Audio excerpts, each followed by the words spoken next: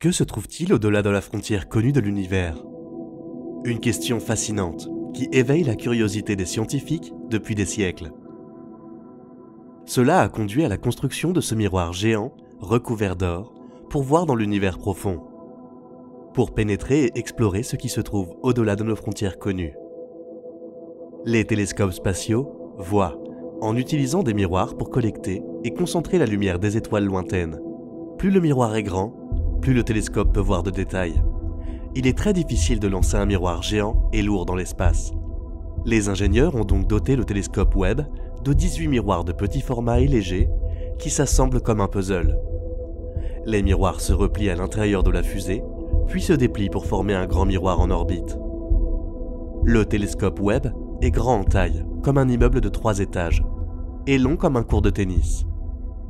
Il est si grand qu'il doit se plier comme un origami pour rentrer dans la fusée avant le lancement.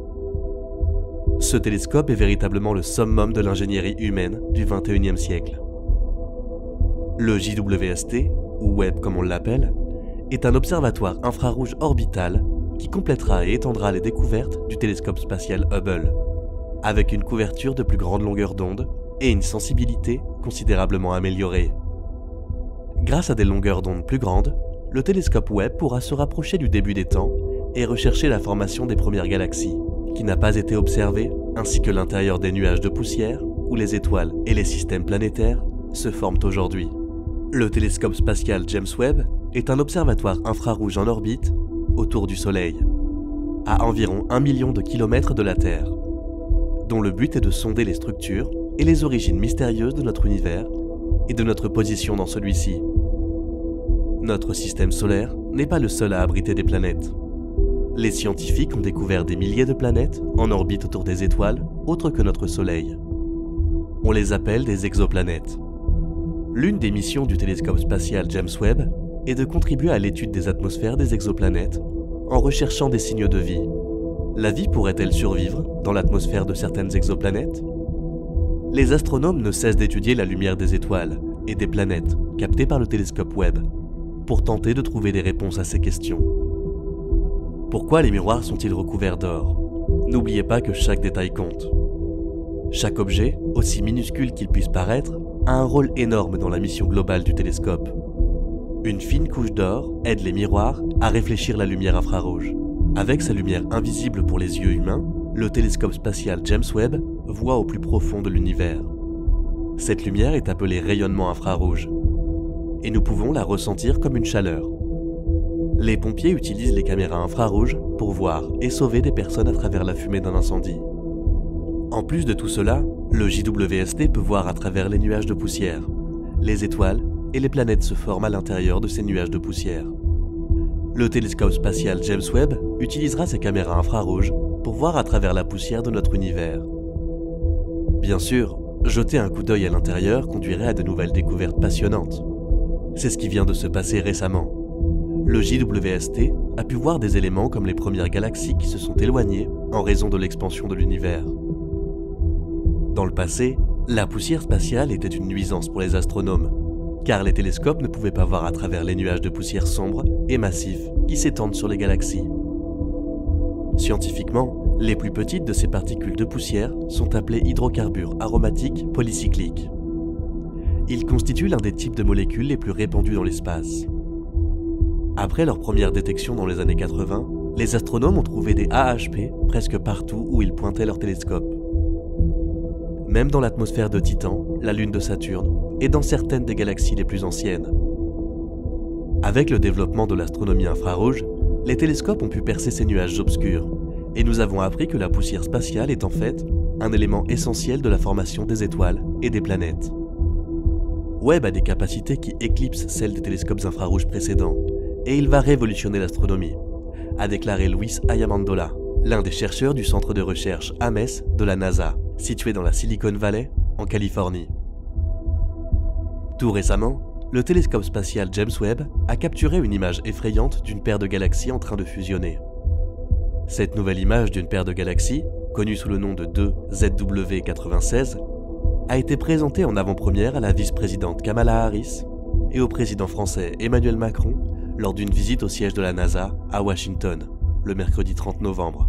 La vice-présidente Harris et le président Macron ont également eu un aperçu d'une nouvelle image composite des piliers de la création provenant de Webb. 2ZW96 est une étoile située à 500 millions d'années-lumière de la Terre, près de l'équateur céleste, dans la constellation de Delphinus. L'image contient une variété de galaxies d'arrière-plan, en plus du tournoiement violent des galaxies en fusion. Les deux galaxies ont une forme désorganisée et chaotique, car elles sont en train de fusionner. Les bras spiraux de la galaxie inférieure ont été déformés par la perturbation gravitationnelle de la fusion des galaxies, et les centres brillants des deux galaxies sont reliés par des vrilles brillantes de zones de formation d'étoiles. Ces régions de formation d'étoiles sont ce qui a attiré Webb vers 2ZW96, car la paire de galaxies est exceptionnellement brillante aux longueurs d'onde infrarouges, avec des luminosités de plus de 100 milliards de fois celles du Soleil. Le télescope spatial James Webb de la NASA a propulsé les astronomes dans un royaume de galaxies primitives, qui étaient auparavant cachées et hors de portée de tous les autres télescopes. Le télescope a pu lever le voile sur les premières galaxies de l'univers et a également été en mesure de dévoiler les détails des environnements galactiques complexes. Webb a filmé cette paire de galaxies en fusion avec deux de ses instruments de pointe, NIRCam, la caméra infrarouge proche, et MIRI, l'instrument infrarouge moyen. Tout ce que nous voyons est nouveau. Webb nous montre qu'il existe un univers très riche, au-delà de ce que nous avions imaginé, a déclaré Thomas Autreu, de l'Université de Californie à Los Angeles, chercheur principal sur l'un des programmes Webb. Une fois de plus, l'univers nous a appris, ces premières galaxies sont très inhabituelles, à bien des égards. De plus, juste à la limite de notre univers connu, Webb a intercepté l'atmosphère d'une exoplanète comme on ne l'avait jamais vu auparavant. Le télescope spatial James Webb de la NASA vient d'accomplir un nouvel exploit, en découvrant la composition moléculaire et chimique de l'atmosphère d'un autre monde très éloigné du nôtre. Une grande variété d'équipements extrêmement sensibles du télescope a été concentrée sur l'atmosphère WASP-39b, en orbite autour d'une étoile qui se trouve à environ 700 années-lumière. WASP-39b est une planète dont la masse est similaire à celle de Saturne, mais dont l'orbite est plus proche de celle de Mercure. Les nouvelles mesures de Webb fournissent tout un répertoire d'atomes de molécules et même des indices de chimie active et de nuages. Alors que Webb et d'autres observatoires spatiaux comme Hubble et Spitzer de la NASA avaient auparavant révélé des composants isolés de l'atmosphère de cette planète étouffante. L'une des découvertes révolutionnaires est la découverte de dioxyde de soufre, SO2, pour la première fois dans l'atmosphère d'une exoplanète. Cette molécule est le résultat de processus chimiques déclenchés par la lumière à haute énergie de l'étoile mère de la planète. Nathalie Batala, une astronome de l'Université de Californie à Santa Cruz, a ouvertement affirmé que des données comme celle-ci changent la donne.